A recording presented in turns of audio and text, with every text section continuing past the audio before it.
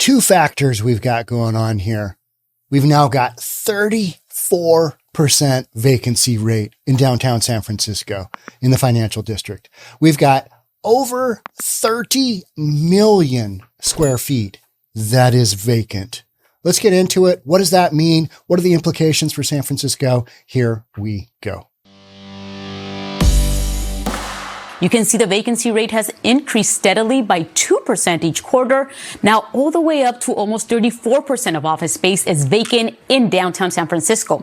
And look at what that translates to in square footage. The top number is the third quarter of last year again, when the city had 22 million square feet of vacant office space. That's gone up an average of 2 million square feet per quarter. And the bottom bar you see shows today's number of 30 million square feet vacant. That's 8 million square feet more than the same time last year. On a positive note, preliminary data continues to show a growing demand that started this year from tenants looking to rent those spaces. And who's leasing? AI, analytics, and tech companies lead the way, and they're getting a good deal compared to a year ago. The office lease rate is going for less than $72 per square foot, down 6.2% from last year. And CBRE says they are starting to see signs of a positive activity beginning in 2024. So there's hope for a quick turnaround. With the investigative unit, I'm Hilda Gutierrez. I'm sorry. I thought you said, I thought you said a quick turnaround there. I'm confused. Okay. So number of vacant office space in downtown hit 30 million square feet. I remember talking, it would have been a couple of quarters ago. We could just go look at that chart and I could tell you where I was talking. But I remember saying, all right, we're at 23, 24 million square feet. What's that going to go to? Is that going to go to 30 million square feet? The one thing I would have to disagree with the young lady who did this story was that there's hope for a quick turnaround. Now this is, that's very, very hopeful. But when you've got 30 million square feet of office space and you've got a work from home type environment, San Francisco is the numero uno work from home environment in the United States, because so much of the technology that was developed has allowed people in San Francisco to work from home. One of the first communities, along with Seattle and with New York. And New York City just dumped all its people out. Everybody left because they didn't want to be in that, urban touch the elevator, get the Rona environment, right? They didn't want to be all clustered together, just getting the Rona, might get the Rona sniffles. But in the third quarter of 2022, more than 25%, we were talking about it then. Hey, a quarter of all the office space in San Fran is vacant. And so, it's ratcheted up significantly to the point where over a third is now vacant. Now, if you'll notice in that little quick clip we saw, what they hit on was people searching for space, not taking space down necessarily, because if they were taking significant amounts of space down, our numbers wouldn't be doing that,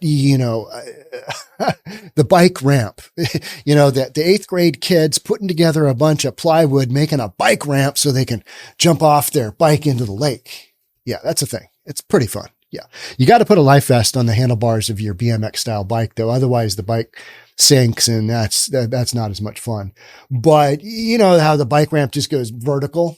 Yeah, that is how San Francisco's office vacancy rate has gone.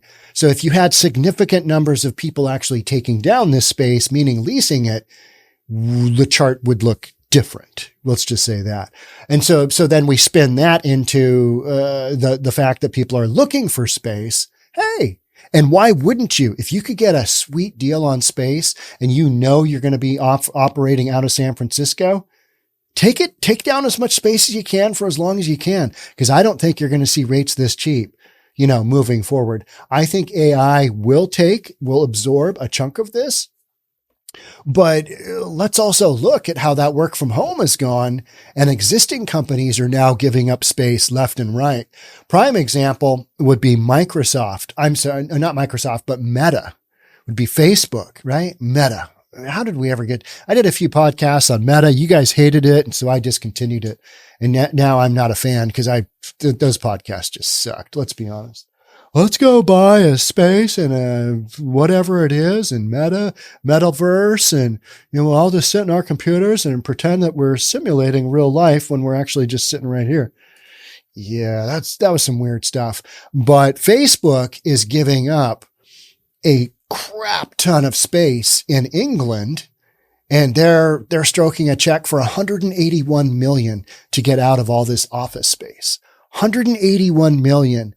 It was 7 months worth of rent, and it was a lease that was going to go for another 18 years.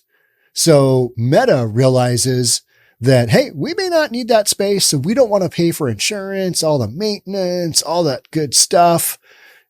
So we're going to stroke a check. We're going to take a hit on earnings, and away we go. That's the direction things are going right now. Not, hey, we're renting a whole bunch of space, but people are looking at it going, okay, all right, we'll take a look. And those are online searches we're talking about. The actual lease out isn't happening yet, but they're alluding to AI, and you keep hearing the rumblings of AI. Well, AI is literally everything done on the computer. So why would you want a whole bunch of office space?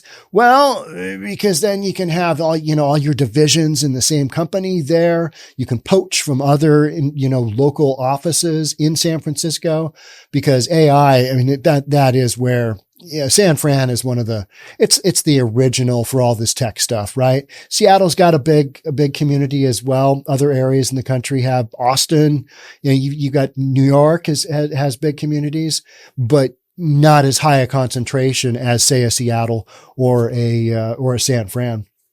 On a positive note, preliminary data continues to show a growing demand that started this year from tenants looking to rent those spaces. Looking. That's your operative word there. They're checking it out. They're thinking about it. Hey, this might not be a bad time, because if you can get it for 7% less than it was last year and going down, at some point in time, it'll bottom out, and then you'll have a rush of companies. All right, it's time to suck it up. Let's go. But this hope for a quick recovery, you know how many companies it's going to take down, 30 million square feet? It's a lot. It's a lot, folks. And that is not happening anytime soon. I don't think. And who is leasing? Artificial intelligence, analytics, and tech companies lead the way. And they're getting a good deal compared to a year ago. Well, because there is so much supply that in order to get this stuff moved, you got to drop that number. You know where they're not dropping the numbers? Yeah, here in the burbs on office space, because that's where everybody is. All these people are working from home. My neighbors around me in Bellevue, just to the east of me here. Do you work from home, Sean? Because I work from home. I like to sit at my kitchen table and just work. Those are my neighbors. That's what you got. A lot of them work for Microsoft or Amazon or God knows who. And so all these people working from home. So if you rent a space and, you want a satellite office, you do it in the burbs, so you don't have as much of a commute. But then you don't have that whole, hey, that cool thing about South Lake Union is where Amazon is. And they have they dominate that neighborhood to the point where there's no homelessness, there's no graffiti, there's no shenanigans, because they've got an incredible private security presence. And I've talked about that a lot. And you can walk through South Lake Union at 11 o'clock at night on the weekend and not feel afraid, because you know how you feel afraid in communities where you're like, all right, it's all graffitied up and you got weird people in the alleys and just crazy stuff going on. Instead, you've got guys that are armed walking the sidewalks, and it's all lit up really well, because Amazon doesn't want to have, and in the community, the other companies that are down there, they don't want to have their people accosted physically. Yeah. So that's how that goes. So CBRE says that they are starting to see signs of positive activity beginning in 2024. So there is hope for a quick turnaround. There's hope. You can always have hope. Even in the darkest of moments, you can have hope, right? All right. Well, think positive. Okay. Cause that's what's going to get me out of this. But in the meantime, you're like, okay, 30 million square feet, 34% vacancy rate. All right. Quick turnaround. Where are all of these companies going to come from? Is every company in the United States leasing office space, are they going to come to San Francisco? No, they're not. Because in business environment in California in general is such that, pushing companies away. But a certain segment like AI, analytics, and tech companies, that's a pretty broad category, right? Are they going to be able to take down 30 million square feet of office space in a quick amount of time to give us that quick turnaround? Positive activity? If there is some positivity going, maybe that's showing some of the bottom trough. I think you're seeing some of the bottom trough in downtown Portland. I really do. Based on, some of the sales that I'm seeing and data I'm seeing. Are street conditions, recovering at a similar level to other cities in Portland? No, Portland's got a long ways to go, but I believe they're getting to that bottom trough of, all right, things aren't going to get much cheaper. And so at that point, people recognize these are good deals. Let's hop on in. And in every cycle that happens. And that's what we're talking about here. Positive activity beginning in 2024. Okay. So you might have some spaces leased out, a few here and there, but is it this massive turnaround for a quick turnaround? No, I don't think so. And a lot of that has to do with the way that office space is continually being turned back to its owner from those leasing it, like Facebook, like Meta in England. Yeah, we don't really need all that space. Here's the keys and here's a check for $181 million. That's just one incident, one kind of massive number that caught my eye, and a bunch of other commercial brokers are like, that's a lot of money to end a lease. That's a huge number. And only a company like a Meta or a Facebook could cut a check like that, because everybody else would be like, oh yeah, I think we'll just keep the lease going. Maybe we'll try and sublease out that square footage because we can't stroke a check for that. Most companies can't. They don't have the reserves to do that. And so that's why you are seeing a continual amount of office space come into the market in San Francisco. So keep in mind that this is basically the Wall Street area of downtown San Francisco. It's the financial district.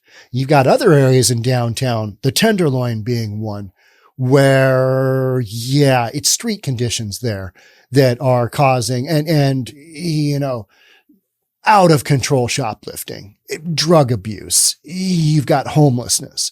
You don't have those factors in the downtown. There's just nobody there.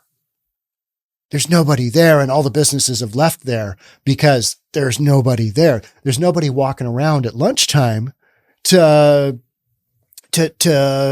eat, to check out whatever it is at, their local, whatever, art gallery, whatever. All those stores that normally support a business community, those are all empty. And the fact that we've got an official 34% vacancy rate, how many of the spaces that are, counted now as occupied are just companies that have vacated their space, keep paying on it, and it's vacant? I mean, is it 50%?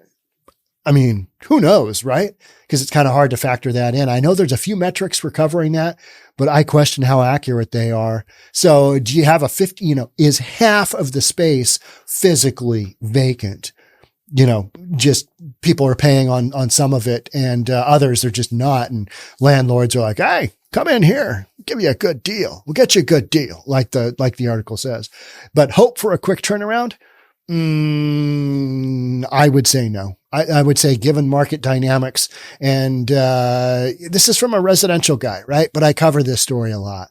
So I've been following these numbers, and the 34% and the 30 million, those are the two numbers you need for your next cocktail party. Hey, have you heard about San Francisco, their financial district?